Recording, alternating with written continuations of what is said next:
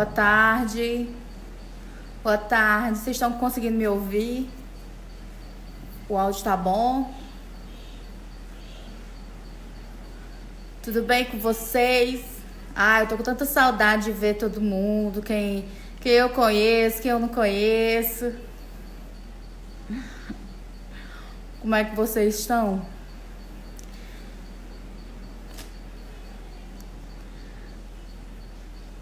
O áudio tá bom? Cristina, cadê a Isabela? Manda ela entrar aí. O áudio tá bom?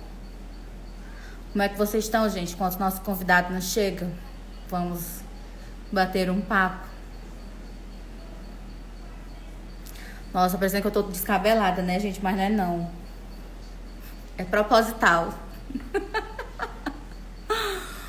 Doutor César Brito, boa tarde, tudo bem? É uma honra ter o senhor participando aqui da nossa live conosco. Obrigada por nos prestigiar. Aguardando o nosso convidado chegar.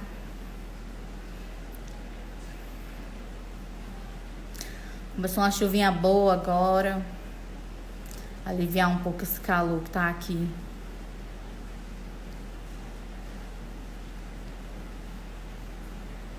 Esperando o nosso convidado.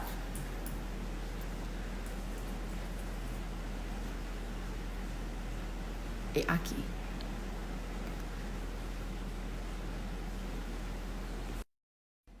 Acho que é isso.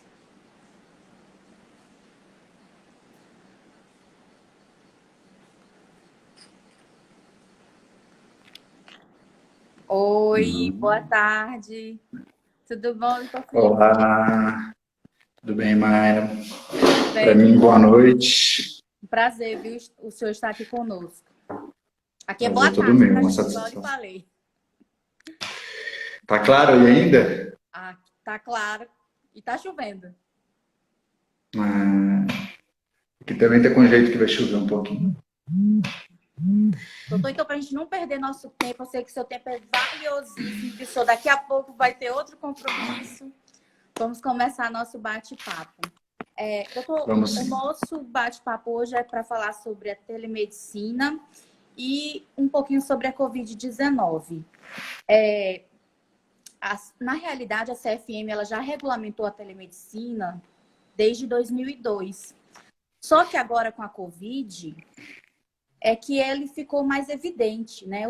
O senhor trabalha nessa área, pelo que eu pude pesquisar, a telemedicina era utilizada mais em grandes hospitais, como é que eu posso dizer? Esqueci a palavra agora.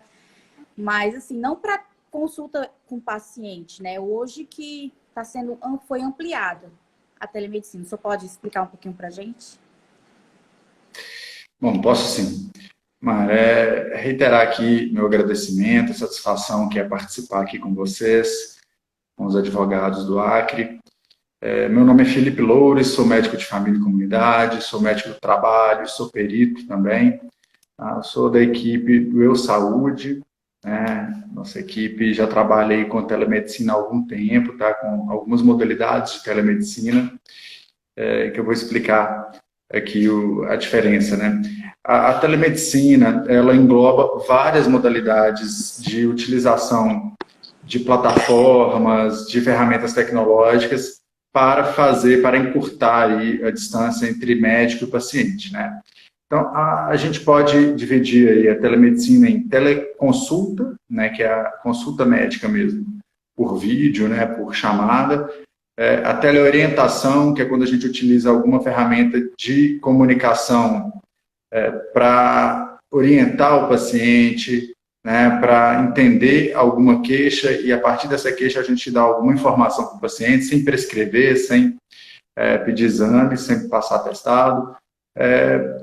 O telemonitoramento, que é quando a gente atende o paciente e a gente passa a fazer algum contato periódico com ele, tá? Para ver como que ele está evoluindo, para entender como que a doença está evoluindo, se tem sinal de gravidade.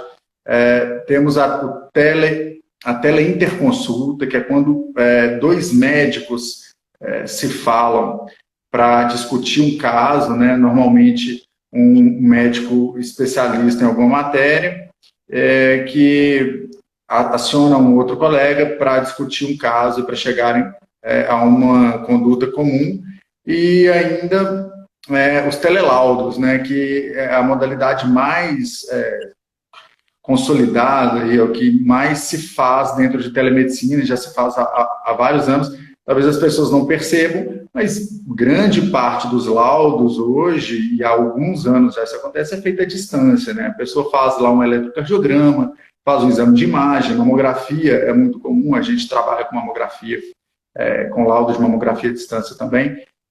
Isso, a teleradiologia, né, que é dos exames de imagem, é muito comum e ajudou muito, ampliou muito o acesso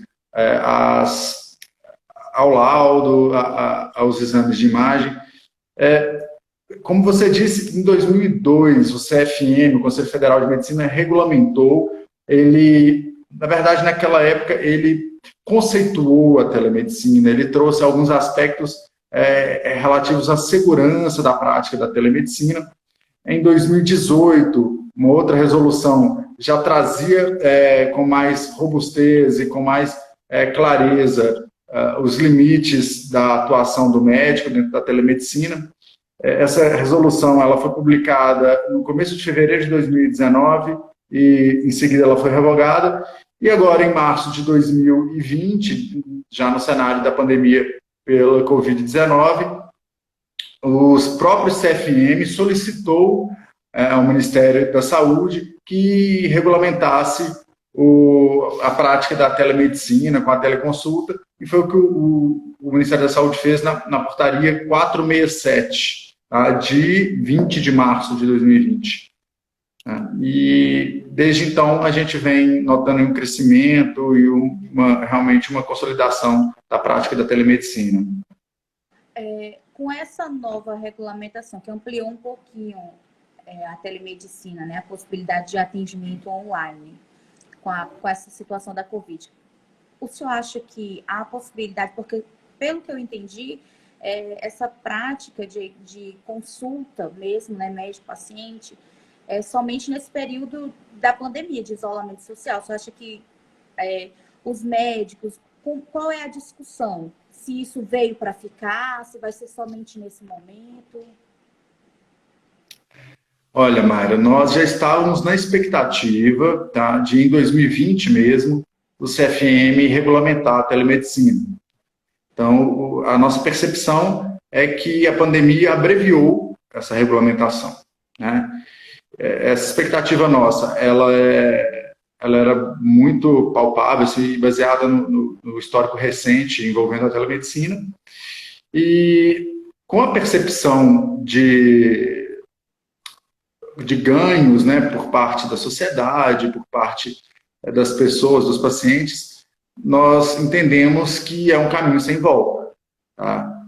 Talvez tenha alguma revisão e algo relacionado à fiscalização, à segurança de dados, mas entendemos que nós ultrapassamos aí uma barreira, rompemos uma barreira que a gente não vai regredir mais desse ponto. Essa é a nossa percepção, minha e da empresa. Tá?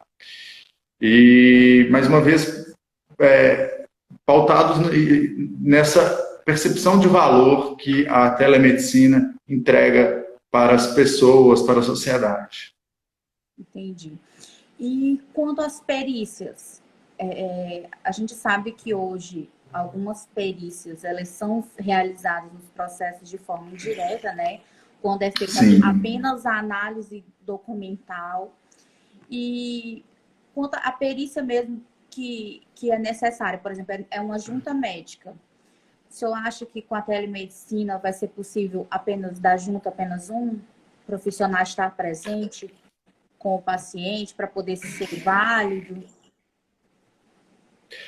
Bem, Mayra, a limitação que eu vou falar depois, o que o Luan Santos pergunta aí sobre a regulamentação da teleconsulta. Mas é justamente isso que a gente acabou de falar, né? Que essa nova resolução com a Covid Ela veio regulamentar isso, as teleconsultas. Eu acho que veio para Você ficar. complementar para depois a gente ter?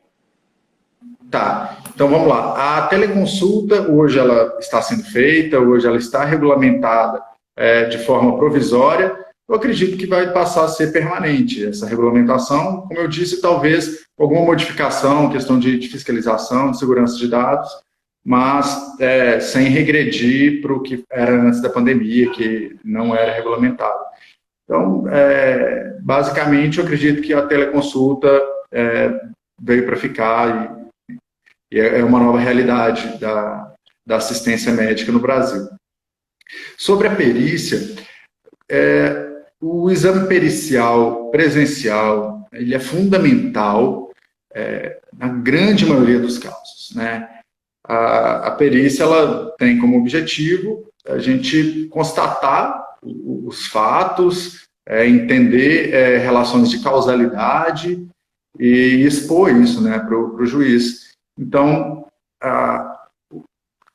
fazer isso através da fazer isso de forma não presencial, isso pode trazer algum prejuízo para a perícia.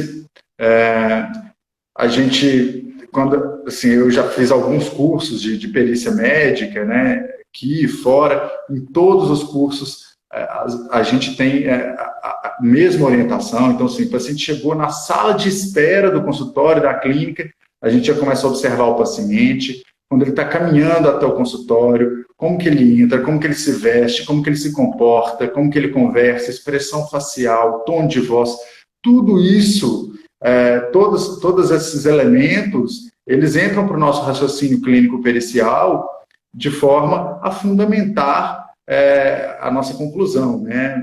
De forma a nos aproximar cada vez mais da realidade fatídica. E o que eu vejo é que a gente tem uma perda, tá? Na perícia, que precisa do exame presencial, ou seja, precisa do exame físico, eu preciso avaliar uma perda de mobilidade no joelho, por exemplo, de uma coluna lombar.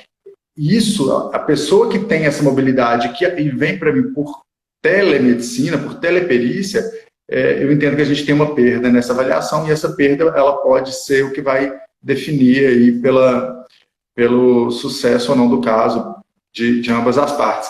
E agora, nos exames indiretos, né, até falei de espólios, em que a gente analisa documentos, e que somado a isso a gente tem um relato apenas de um familiar, por exemplo, eu não vejo perda, tá?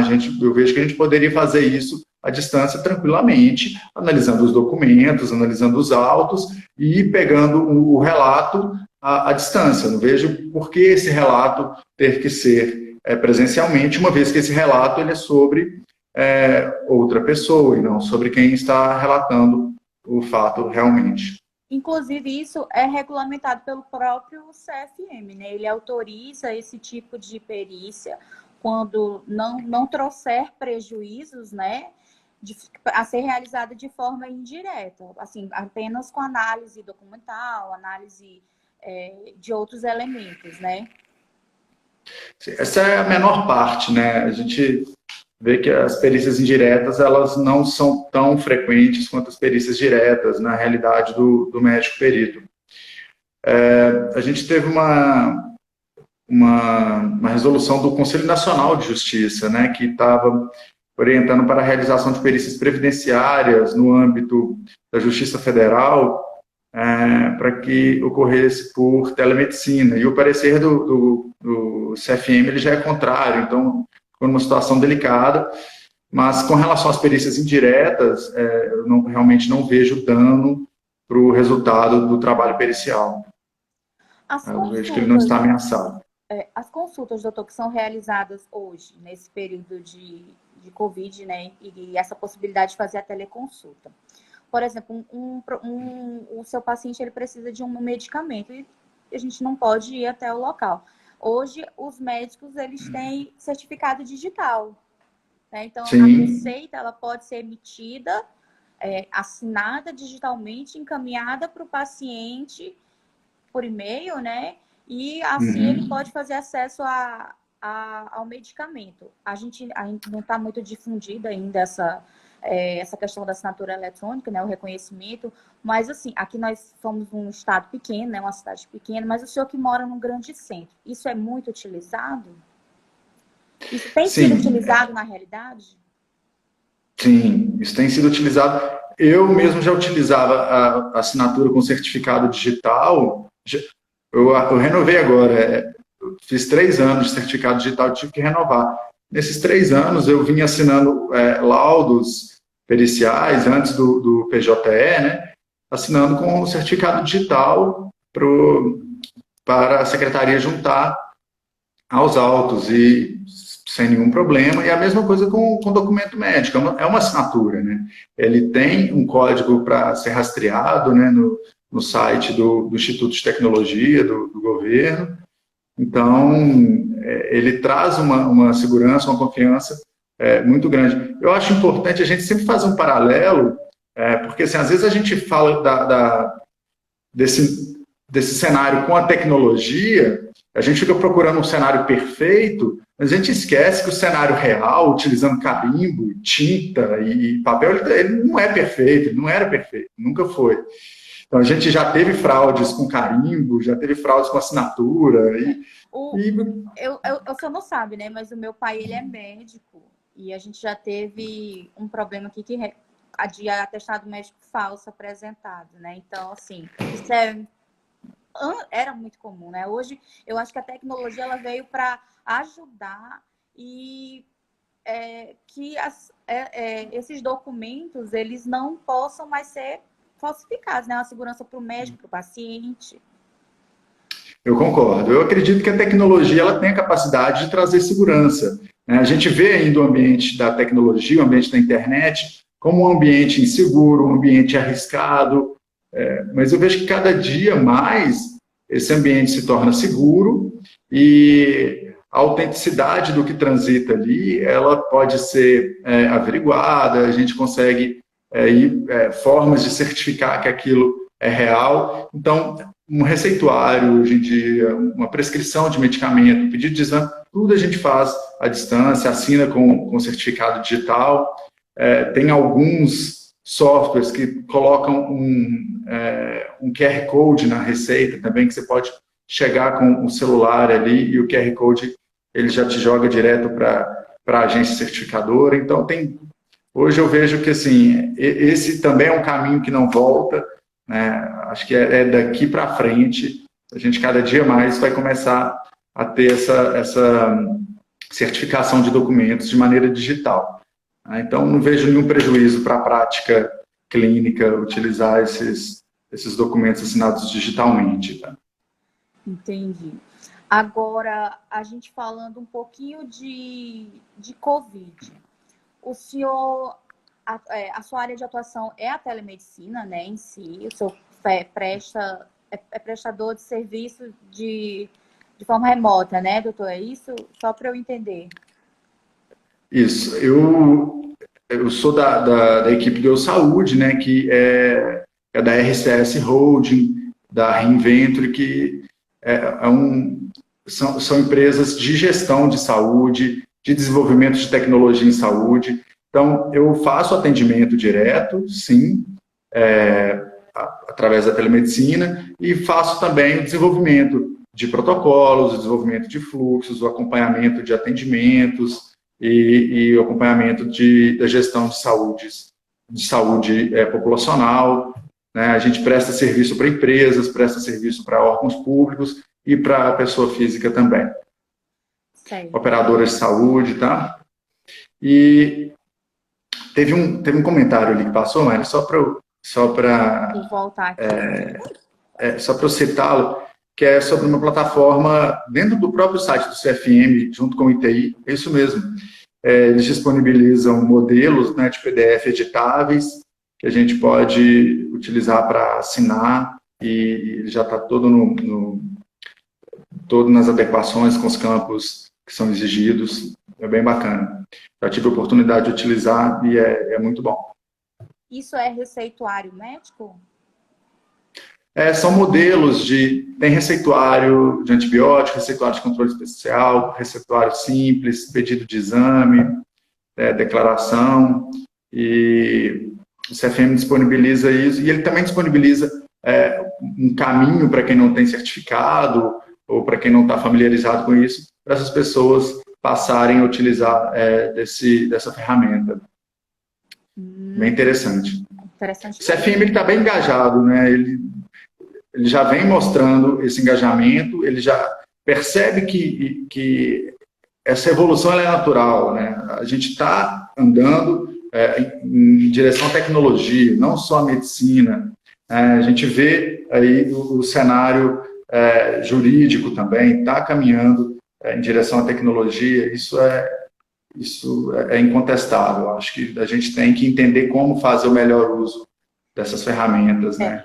Na realidade, a telemedicina ela é uma recomendação da Organização Mundial da Saúde, né? E o Brasil demorou um pouquinho ainda para aceitar, né, que a tecnologia ela veio para ficar, e somente em 2002 que ela regulamentou a telemedicina. E agora, em 2020, né, 18 anos depois, que ela veio permitir as teleconsultas, né? Em tese, somente nesse período de isolamento social. Sim. O senhor acha que, como a gente já falou, né, que é um caminho sem volta, a telemedicina ela veio para ficar, e a preocupação do CFM, na realidade, é em questões de segurança mesmo, né, tanto para o médico, para o paciente. E essa situação da Covid, doutor, como é que o senhor tem entendido? São muitos entendimentos, não temos um protocolo definido de tratamento, né? O senhor que atua nessa área de realizar protocolos, como é que tem sido feito? Caiu também. Bom, Mara, primeiramente, assim, a Covid ela é uma doença muito nova. É uma doença que se espalhou muito rápido pelo planeta. É uma doença muito peculiar. Ela traz algumas peculiaridades que a tornam única. Isso a gente tem que entender. Às vezes a gente fica querendo levar lógicas de outras doenças, de outros cenários epidemiológicos que nós já vivemos. A gente quer levar isso para o cenário da pandemia pelo Covid e, de repente, isso não é aplicado, tá? Justamente porque ela tem um comportamento, tanto um curso clínico individual, que a gente chama de história natural da doença, quanto um comportamento coletivo que ele é muito diferente do que a gente já viu até hoje, né? A Covid, a pandemia, ela ataca mais do que pessoas, ela ataca sistema de saúde, né?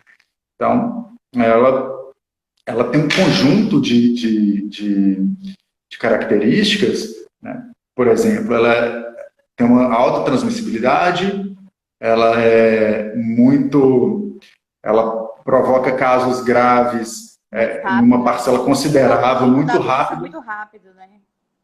Sim, e que demanda um período de internação prolongado. Então, isso sobrecarrega o sistema de saúde, né?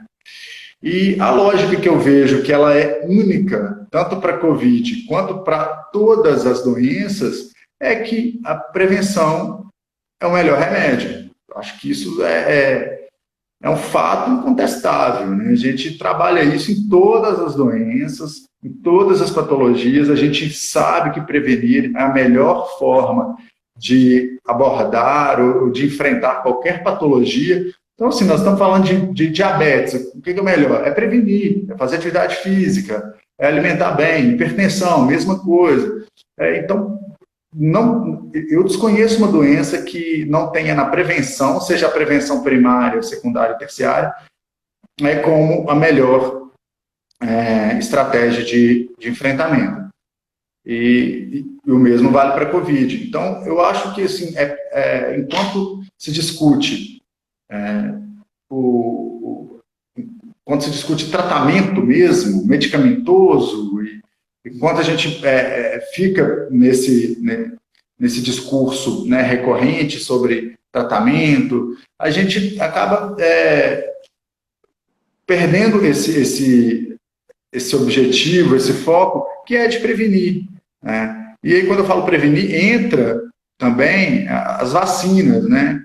Então, poxa, a minha esperança, vamos dizer assim, ela está na vacina, porque é uma forma de prevenção, né? É uma forma da gente imunizar a população e a gente conseguir realmente, aí sim, de reduzir o número de pessoas com Covid, reduzir a curva de transmissão, reduzir o número de óbitos e, consequentemente, reduzir o impacto social da pandemia. Acontece que o desenvolvimento de uma vacina é algo que leva anos, né? A vacina mais rápida, que já teve desenvolvimento mais rápido até hoje, foi se não me engano, foi a de cachumba, que levou 4 anos. Tá? Então, poxa, a gente tem 4 anos. Acho 4 anos muito já tempo. morreu metade da população. Né? E daqui para o que me preocupa também é assim, pô, já em setembro a gente tem a vacina, em janeiro a gente tem a vacina, descoberta da vacina. E daí para produzir em larga escala, e daí para produzir uma escala que atenda o mundo inteiro. Né? Hoje nós temos elegíveis para a vacina no Brasil 86 milhões de pessoas, nós temos uma população de 86 milhões de pessoas que fazem parte do grupo de risco para as formas graves de Covid-19. Então, se vamos vacinar, até a logística de vacinar 86 milhões de pessoas é uma logística muito complexa. A gente não consegue vacinar isso em um mês, demora algum tempo. Então, tem todos esses elementos aí que a gente tem que considerar. E pensando nisso, eu volto à minha fala inicial. A melhor forma de enfrentar, a forma mais segura e, assim, falo sem medo de errar, a forma mais cientificamente mais correta é através da prevenção. Tá? O senhor pode falar um pouquinho dos sintomas da Covid? Porque, assim, algumas pessoas não... Aliás, os sintomas, eles são muito novos, né? Até hoje, você está... Se tem descoberto sintomas diferentes, né? Quais são os sintomas mais comuns? Bom, a Covid ela é uma doença respiratória, a apresentação dela é como uma síndrome gripal, mas temos que entender também que o espectro de apresentação clínica da Covid ele é amplo, ele vai desde pessoas assintomáticas, ou seja, pessoas que não desenvolvem qualquer sintoma, até pessoas que desenvolvem quadros graves de síndrome respiratória aguda grave. Então, nós temos esse espectro todo. Né? E nesse meio, né, pensando na curva de Gauss, o que a gente tem de mais comum é tosse, febre, esses dois principalmente, alguma dificuldade para respirar, tá? E aí entra dor de garganta, coriza, sintoma que está muito presente, que a gente não valorizou ele no começo, é a perda do olfato, a perda do paladar. Eu tive. É mesmo? E é muito comum. Fiquei mais de quase 30 dias, sem sentir gosto, sem sentir cheiro. É horrível. E ele é um sintoma que permanece muito tempo, a perda gustativa e olfativa, eles ficam aí, isso mesmo, mais de mês. E o Reino Unido, por exemplo, o Reino Unido mais vários países já incluíram a perda de olfato e a perda do paladar como sintomas para suspeita de Covid. Tá? A gente vê que pessoas que têm esse sintoma, elas têm até 3 vezes mais chance de testar positivo para Covid que quem não apresenta esse sintoma. Uma amiga nossa aqui, ela ficou bem grave, precisou de UTI e e ela usou a hidroxicloroquina. hidroxicloroquina, que hoje é um Sim. tratamento muito... Ele tem sido muito debatido, né? Tem uma corrente Uhum. muito forte dizendo que ele funciona e tem outra corrente também muito forte que diz que não funciona. O senhor tem alguma opinião formada acerca disso? Ou o senhor acha que não é esse remédio em si que está salvando as pessoas? Porque quando você entra e faz um quadro grave, que você vai para uma UTI, você não toma apenas uma medicação, né? É um coquetel de medicamentos. Então, assim, você não pode dizer que um ou outro é o que funcionou, que foi a causa da melhora daquele paciente, né? Tá, eu vou explicar primeiro como são feitos os estudos, porque eu acho que ilustra bem, né? Como que a gente pesquisa isso. Então, por exemplo, nós vamos avaliar a cloroquina, vamos colocar só a hidroxicloroquina isoladamente para o tratamento de Covid-19 em pacientes graves ou em qualquer grupo de pacientes. Então, a gente tem que pegar um grupo que vai tomar a hidroxicloroquina e um grupo que não vai tomar a hidroxicloroquina e ter somente essa diferença entre os dois grupos. Tá? Esses dois grupos devem ser o mais homogêneos possível, então, tanto questão de faixa etária quanto de doenças crônicas, nesse acompanhamento, a gente vê se existe alguma diferença que seja estatisticamente significante. Tá? É essa diferença que pode acusar uma relação de causalidade, ou seja, esse elemento diferente, a hidroxicloroquina, provocou uma melhora, ou esse elemento provocou uma piora, ou ver que não existe significância. Às vezes existe uma diferença que é natural, a gente não espera que os dois grupos vão se comportar exatamente iguais, e aí tem cálculos, né, para ver qual que é a significância dessa diferença. Pois bem, a hidroxicloroquina e a cloroquina, até hoje a gente não tem nenhum estudo, a gente não tem evidência científica que comprove a sua eficácia. Tá? O que tem se dito muito é que ela tem uma eficácia quando utilizada no começo do quadro clínico. Né? Acontece que, do começo do quadro clínico, a grande maioria das pessoas, quem começa aí com tosse e febre, deu positivo para a Covid, é muito provável que essa pessoa vai melhorar. Tomando hidroxicloroquina, tomando um copo de água, qualquer coisa. É muito provável que ela vá melhorar justamente por conta da história natural da doença, que é uma doença que, na maioria das vezes, é autolimitada. O nosso corpo dá conta dela. Né? Então, para a gente conseguir provar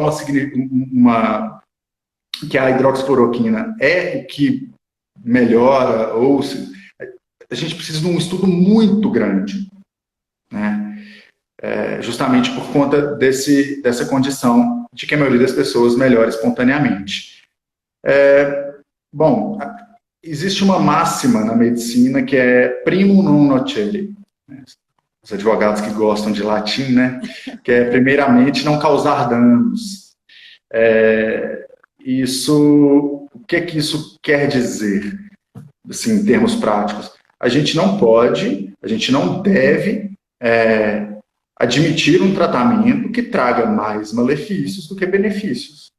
Né? E a hidroxicloroquina ela tem efeitos colaterais conhecidos, efeitos colaterais potencialmente graves. Eles são muito frequentes? Não. Mas quando frequentes, eles são potencialmente fatais. Né? E, então, apesar de da frequência dos efeitos colaterais não ser tão alta, o desfecho desses efeitos colaterais ele pode ser muito ruim. Então, isso nos coloca numa situação de ponderar muito a utilização dessa medicação. Então, a gente precisa de elementos que nos provem que é mais seguro utilizar do que não utilizar. E esses elementos a gente não tem ainda. Tá? Existem pessoas que têm a opinião de que deve utilizar porque não teve tempo de provar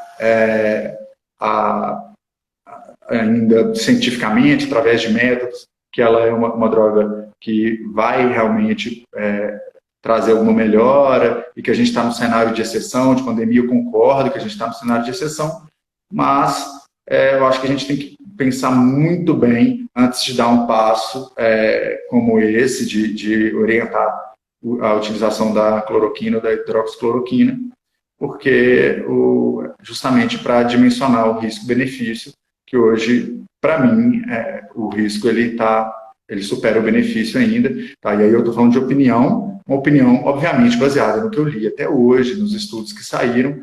Eu desconheço um estudo grande, um estudo robusto, que oriente para o uso da hidroxicloroquina. Inclusive, de ontem para hoje, 3 entidades médicas se uniram para fazer uma manifestação contra o uso. Na verdade, uma manifestação muito técnica, explicando e expondo quais medicações são indicadas em quais casos. E nesse documento, a hidroxicloroquina ou cloroquina, elas têm uma recomendação muito fraca, então orientam para não ser utilizado. Esse medicamento, ele é, na realidade, para tratamento de malária, né? Sim. Até no tratamento da malária, ele também pode trazer esses malefícios? Ou é só se ele é utilizado, por exemplo, com para outra doença, por exemplo, no caso da Covid? Não, esses efeitos colaterais, eles são uma propriedade da medicação. Então, ela é utilizado para COVID, para malária, para artrite reumatoide, que também é utilizado, pode dar esse mesmo efeito colateral. A diferença é que quando a gente está falando de malária, de artrite reumatoide, a gente tem aí algum tempo para avaliar o risco dessa pessoa desenvolver o efeito colateral, né? E na COVID, algumas vezes a gente não tem esse tempo para avaliar esse risco, justamente porque é uma doença de evolução rápida, né? E, enfim, eu vejo que, assim, primeiro eu acho uma pena, acho um risco, na verdade, mais do que uma pena, é um risco a gente vê uma pauta científica contaminada, né, com uma discussão que às vezes perpassa aí, ideologias, perpassa político-partidária, isso por todos os lados, né? Eu acho que assim uma coisa que um tema que é eminentemente científico, a gente deve fazer de tudo para evitar que ele se transforme em uma bandeira, né? Verdade, concordo com o senhor. O senhor quer acrescentar mais alguma coisa? Eu sei que seu tempo, daqui a pouco, o senhor tem outro compromisso. O senhor quer acrescentar mais alguma coisa? Falar algo? Fica à vontade. Tá. Eu queria convidar as pessoas aí que estão nos assistindo a mandar as dúvidas, a mandar alguma pergunta, alguma sugestão de tema. O que tiver dentro do meu conhecimento vai ser um prazer falar para vocês. Eu quero já colocar aqui propor um tema que eu gosto muito de versar sobre ele, que é com relação aos exames, tá, Mário? Os exames para Covid-19, tá? Qual que é a determinação assim, científica disso? A gente tem o exame que detecta o vírus na pessoa e a gente tem o exame que detecta os anticorpos, né? Então, eu tenho visto aí algumas pessoas, até algumas entidades, utilizando os exames de detecção de anticorpos para tomar decisões clínicas, e não é o ideal. A gente tem que usar aquele exame do PCR, tá? Do cotonete, que é o que procura o vírus, para decisões clínicas, ou seja, para trazer diagnóstico ou para eliminar diagnóstico, na verdade, para definir tratamento, para definir condutas de isolamento. Na verdade, o falso negativo é muito comum. Então, nós temos que tomar cuidado. O resultado de exame negativo, a gente não afasta a doença, as pessoas têm que entender isso. Tá? A pessoa foi lá, está com todos os sintomas, está em uma região que o vírus está circulando, fez o exame, deu negativo, não afasta a doença. Tá? Então, se deu Deixa eu positivo, só lhe fazer uma comprova. pergunta. Tem algum período em que a pessoa faz o exame e que ele não é detectado? Por exemplo, eu já li várias coisas de que você deve fazer o exame no 7º dia, até o 10º dia. Tem alguma diferença? Bom, o exame, esse do cotonete, que é o RT-PCR, ele deve ser preferencialmente com suave nasal, tá? Pelo nariz, e entre o 3º e o 7º dia de sintomas, que é quando a carga viral está alta, quando fica mais fácil de detectar o vírus e quando dá menos falso negativo, tá? Ele pode positivar depois do 7º dia? Pode. A gente vê pessoas com exame positivo até 30 dias após o início dos sintomas, né? Inclusive, é um tema que nos gerou muita aflição, né? Porque em alguns países começaram a ter resultado positivo, ou seja, detectando o vírus, mesmo em pessoas que já tiveram a infecção, que já foram curadas, e, ao que parece, isso se deve a restos de RNA viral que permanecem ali, que são detectados no exame.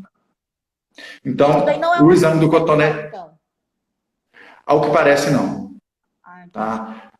Existe a possibilidade ainda de ter o vírus entrar no período de latência e depois passar por uma reativação, mas não temos nenhuma comprovação Até nesse porque é sentido muito ainda. novo, né? É muito recente essa Exatamente. vacina. Então, assim, é justamente isso. É tudo muito novo, é tudo muito recente. Pode ser que mês que vem eu tenha que voltar aqui e falar, gente, saiu um estudo, tem que usar cloroquina sim, entendeu? É muito dinâmico, entendeu? E nós não estamos aqui para adivinhar o futuro, para adivinhar verdades, né? A medicina, a ciência, ela dá passos certos, a gente não dá passos no escuro, não é mesmo? Então, tudo muito novo. Desde que começou aqui no Brasil, já mudou tanta coisa até hoje, tanta coisa ainda vai mudar, a gente tem certeza disso. O Luan está fazendo uma pergunta, doutor. Ele diz aqui que atualmente tem se feito TCs e outros exames laboratoriais na falta do PCR. Seria uma espécie de diagnóstico clínico? O que pensa sobre o assunto? O diagnóstico clínico, na realidade, é você olhar o paciente, né? Ou tem essa necessidade de ter exames para ser feito um diagnóstico clínico? O diagnóstico clínico ele é baseado em sintomas, em epidemiologia, né? Então, que aí é o diagnóstico clínico epidemiológico. Mas é interessante o que o Luan está falando, porque a tomografia de tórax, ela tem uma boa acurácia mesmo para a COVID. Existe um padrão já bem descrito de lesões, né, em vidro fosco, que os radiologistas observam na tomografia e descrevem no laudo, e que, inclusive, o padrão ouro para diagnóstico é a tomografia mais PCR. E, sim, Luan, então, a gente vai juntando elementos. O diagnóstico material da COVID é o PCR, porque o PCR ele identifica que aquele vírus está ali, né? Mas, na falta dele, a gente consegue juntar vários elementos e chegar à conclusão que se trata, sim, de um quadro de Covid-19, inclusive se o resultado do PCR vier negativo, né? O que eu falei, se a pessoa tem tosse, febre, teve contato com uma pessoa, próximo com uma pessoa confirmada para Covid, está numa cidade que está com alto índice de transmissão, saiu sem máscara, não se cuidou, é muito provável que ela esteja com Covid. E se o exame vier negativo, a gente continua com a clínica dela. A clínica é uma outra máxima da medicina, que a clínica é soberana. Então, a clínica ela é sempre soberana, ela sempre sobressai em detrimento dos exames. A Sheila falou ali... Né, você avaliar o paciente e os sintomas que ele está sentindo, né? Isso, exatamente. Isso é o que ela é soberana, que o paciente está apresentando. Isso é mais importante do que os exames, é isso que nos guia, é isso que guia o nosso raciocínio clínico. A Sheila colocou: eu, se for cometida, testada positiva para o vírus, quero ser medicada com cloroquina desde o início do problema. Bom, Sheila, eu acho que assim, a minha linha de atuação, ela é muito dentro da decisão compartilhada com o paciente, né? Então, assim, respeito muito sua posição, né? Se fosse numa consulta comigo, eu ia trazer elementos para a gente discutir isso e tudo, e possivelmente, sendo essa a sua opinião, sendo essa a sua vontade, eu acredito que a gente tem que ter o bom senso para seguir e, né, para você se sentir segura e fazer isso com a maior segurança possível, né, fazendo exames, se necessário, para prevenir efeitos colaterais e daí por diante. A Cláudia mandou aqui, infelizmente estamos vivendo tempos difíceis, em todos os sentidos, né, Cláudia? Realmente está difícil no mundo inteiro. Sim, no mundo inteiro. A gente vê que não é algo assim específico do Brasil. A gente vê nações aí super poderosas, super preparadas para tudo, sucumbindo diante do vírus. Um amigo meu fez uma afirmação que eu achei fantástica. Assim, ela é um pouco doída, assim, porque ela é muito real, que é um nano-organismo, não é nem um micro-organismo, é um nano-organismo unindo as pessoas na dor e no amor, né? É algo assim que a humanidade... Unido, né, doutor, também? Eu acho que no final vai unir, sabe? Eu acho que isso é um meio que a gente está passando para a gente ir evoluindo mesmo, enquanto pessoas, enquanto sociedade. Eu gosto de pensar assim. Verdade. O senhor não conseguiu concluir a questão dos exames, né? São quantos tipos de exames para detectar a Covid? Tá, então a gente tem o RT-PCR, que é esse do cotonete, que busca o RNA do vírus. Tá? O RNA é parecido com o DNA, tá? Então, temos esse, deve ser feito idealmente até o 7º dia, pode ser feito depois, com 10 dias, mas idealmente até o 7º dia a gente tem uma segurança maior, uma acurácia melhor. Os outros são testes sorológicos. O que esse teste procura? Esse teste pega uma amostra de sangue e procura anticorpos, ele procura células que o nosso corpo produz para combater o vírus. Tá? Então ele é um teste indireto, ele não procura o vírus. Tá? Esse teste, qual é o problema dele? Ele pode dar reação cruzada com outros vírus, ele pode dar tanto falso positivo quanto falso negativo também. E ele começa a ter uma acurácia boa mais tempo depois do início dos sintomas. Aí 2 semanas para frente que ele começa a ter uma acurácia legal, a gente pode ter algum nível de confiança nele. Então ele é um teste que, assim, a parte clínica da doença normalmente já se foi. Então ele é um teste que eu vejo que ele tem muito valor epidemiológico. Eu li hoje que a Prefeitura de Belo Horizonte, eu estou em Belo Horizonte, tá, pessoal? A Prefeitura de Belo Horizonte vai começar a testar a população com teste rápido, querendo chegar aí a 30 mil testes por milhão de habitantes. Esses testes, eles são para rastrear quem está doente e tratar? Não. Esses testes são para entender qual é o nosso cenário epidemiológico, quantas pessoas tiveram a Covid-19, não quantas pessoas estão com Covid-19 nesse momento. Tá? E aí eu vou falar para o... Foi quem perguntou aqui, desculpa. A Yolanda falou parabéns, live excelente. Muito obrigado, Yolanda. A Leilane, né? Leilane, ele já respondeu isso. Você entrou atrasada na live, mas...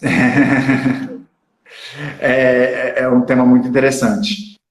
As pessoas que pegaram... Olha, gente, isso não está 100% consolidado, mas ao que tudo indica, as pessoas que pegaram, elas têm uma imunidade. Tá? Não são todas doenças virais que conferem essa imunidade. Por exemplo, HIV, as pessoas que pegam HIV, a doença fica crônica. Ela não resolve e a pessoa melhora, a doença cronifica. Então, ao que parece, após a resolução da Covid-19, passou e a pessoa fica imune, tomara que seja isso mesmo. Tomara, assim, com todas as forças. Porque a vacina, ela atua justamente nesse mecanismo. Né? Por exemplo, quem já teve a doença, ela pode tomar a vacina? E se for comprovado que ela está imune, é desnecessário?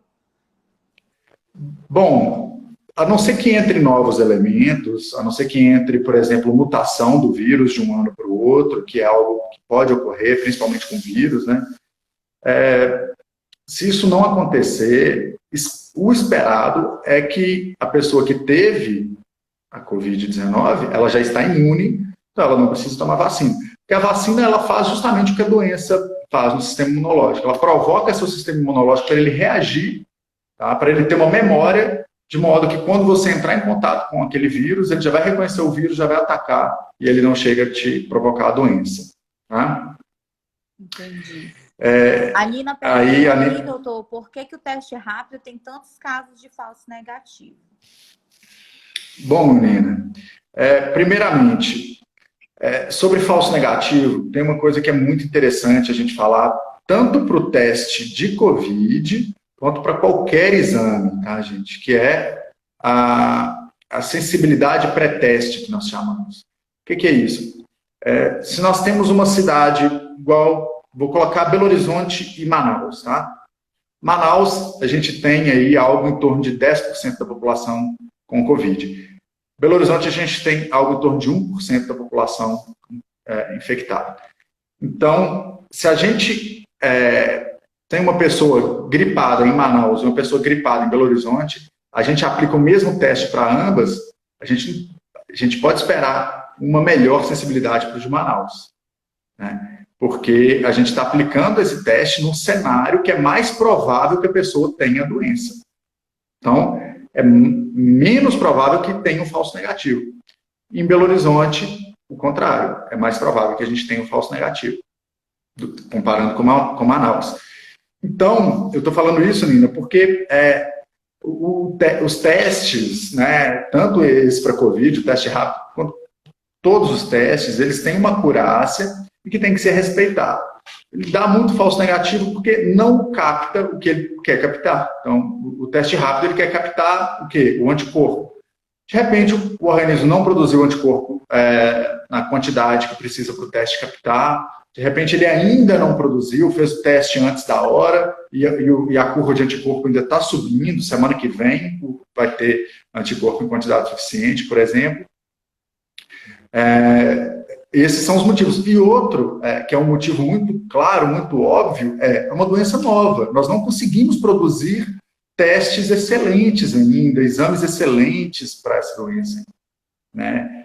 Então, isso, com o passar dos anos, esses testes vão aprimorando e a gente vai ter mais testes mais eficazes aí, com uma eficiência melhor na captura do anticorpo, né, e com menos falso negativo.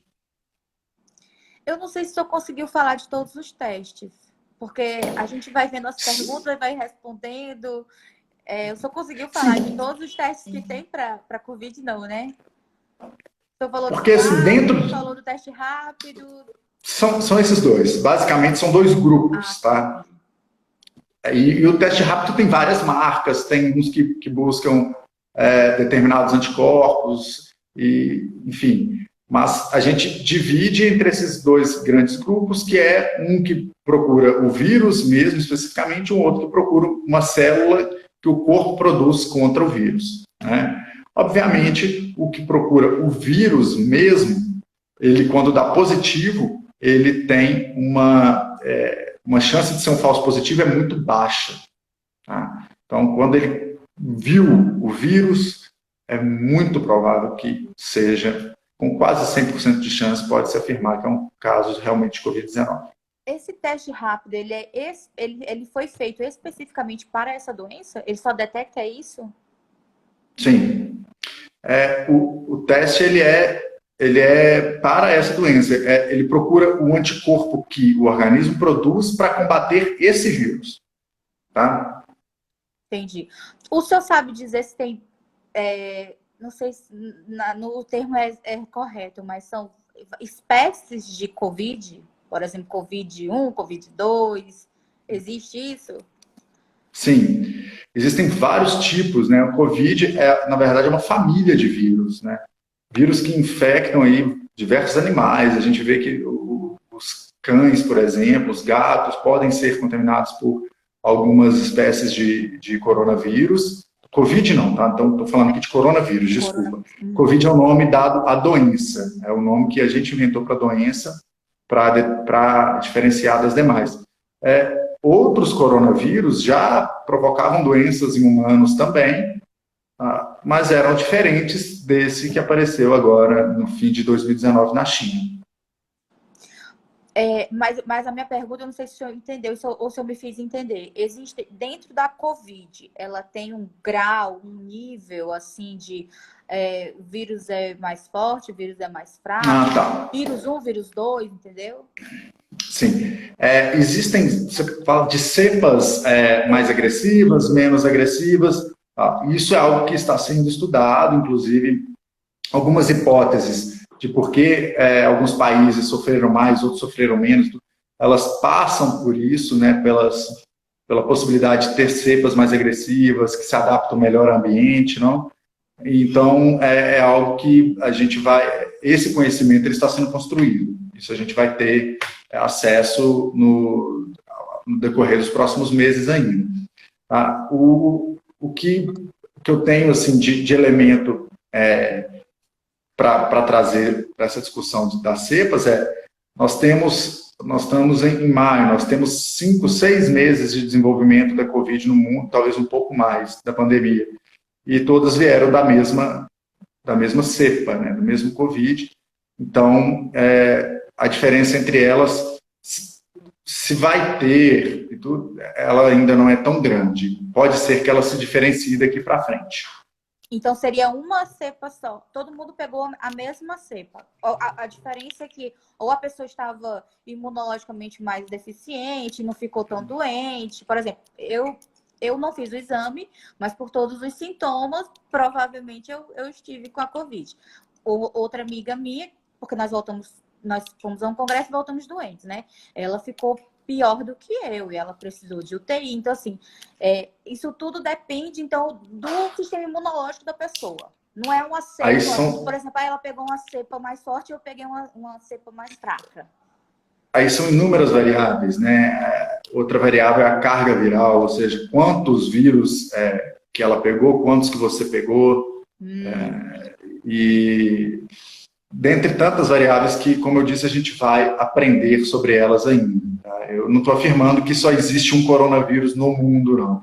Assim, que provoca a Covid-19. Eu até acredito que esse vírus já pode ter se diferenciado em diferentes cepas. Agora, precisa de mais estudos para a gente entender o comportamento de cada uma dessas cepas e ir acompanhando isso. Tá? Esse, inclusive, é um dos riscos, né, de repente sair aí alguma cepa que consiga driblar a vacina, como a influenza, por exemplo, a gripe, né? Todo ano a gente tem que fazer vacinas diferentes para a gripe, porque ele sofre mutação e tem uma cepa diferente a cada ano. Doutor, a gente tem 1 minuto e 40 segundos. Vamos responder essa pergunta da Nina bem rapidinho. Ela está perguntando se a relação da gravidade da doença tem a ver com o tipo sanguíneo, se já tem algum estudo.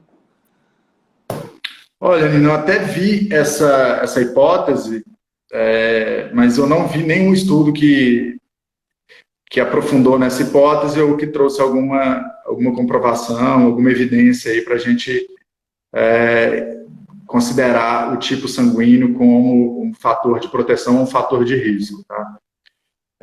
Isso realmente eu vi isso circulando, quando circulou também uma hipótese sobre a fisiopatologia da doença estar relacionada à captura da cadeia M, da hemoglobina e tudo. 1 minuto. Mas isso... O Instagram vai acordar a gente. Mas isso, tá bom. Mas isso ainda carece de fundamentação científica. Vou aproveitar os 40 segundos, vou lhe agradecer e vou deixar o senhor fazer suas considerações finais. Bom, eu que agradeço, tá? Estou à disposição. É sempre bom bater esse papo, esclarecer as pessoas sobre as dúvidas, aprender mais com vocês.